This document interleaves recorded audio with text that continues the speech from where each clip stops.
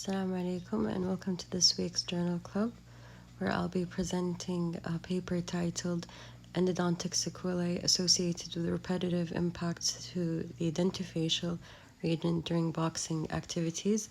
It was published in the IEJ in June 2024 by McCarthy and others.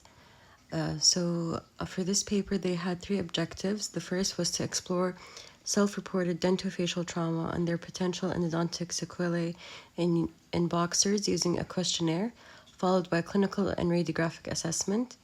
The second objective was to compare the nature and number of self-reported dentofacial injuries with physical evidence of injury sequelae.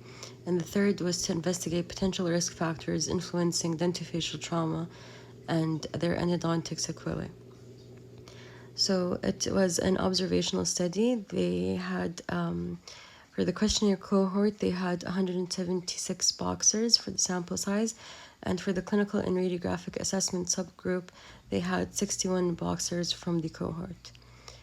So for the methodology, a focus group validated questionnaire is completed by 176 boxers from 16 London boxing clubs, and the 61 boxer subgroup underwent a standardized clinical and radiographic dentofacial trauma assessment. And the assessment included pulp tests such as EPT and cold test, and OPG, and 3 PAs with multiple angulations. And an additional CBCT imaging was taken on a case-by-case basis where pathosis was suspected. For the results, for the self-reported results, 87.5% of boxers reported a history of dentofacial trauma.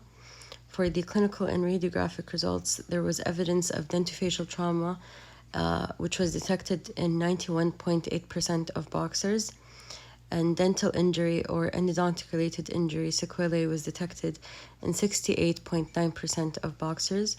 They also identified risk factors, and a significant association was found between trauma-related endodontic sequelae and the boxer's age. The risk increased with age.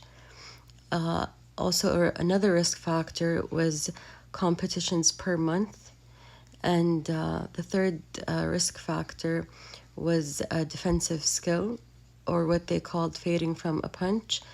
Boxers with a better skill set were less prone to dentofacial trauma.